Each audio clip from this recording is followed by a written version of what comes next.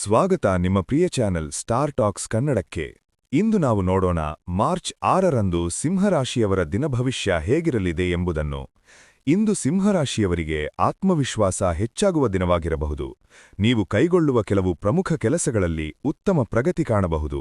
ಬಹಳ ದಿನಗಳಿಂದ ಕಾಯುತ್ತಿದ್ದ ಕೆಲಸಗಳು ಇಂದು ನಿಧಾನವಾಗಿ ಪೂರ್ಣವಾಗುವ ಸಾಧ್ಯತೆಯಿದೆ. ಉದ್ಯೋಗದಲ್ಲಿರುವವರಿಗೆ ಮೇಲಾಧಿಕಾರಿಗಳ ಮೆಚ್ಚುಗೆ ದೊರೆಯಬಹುದು. ನಿಮ್ಮ ಪರಿಶ್ರಮಕ್ಕೆ ಉತ್ತಮ ಫಲ ದೊರೆಯುವ ಸೂಚನೆಯಿದೆ.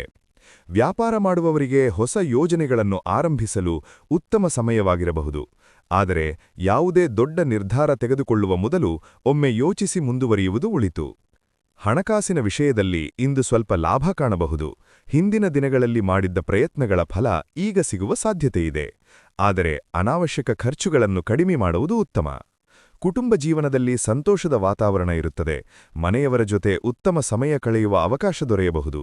ಸ್ನೇಹಿತರ ಸಹಕಾರದಿಂದ ಕೆಲವು ಕೆಲಸಗಳು ಸುಲಭವಾಗಿ ನೆರವೇರಬಹುದು. ಆರೋಗ್ಯದ ವಿಚಾರದಲ್ಲಿ ಸಾಮಾನ್ಯ ಸ್ಥಿತಿ ಇರುತ್ತದೆ. ಆದರೆ ದೈಹಿಕ ಶ್ರಮ ಹೆಚ್ಚಾಗದಂತೆ ನೋಡಿಕೊಳ್ಳುವುದು ಒಳಿತು.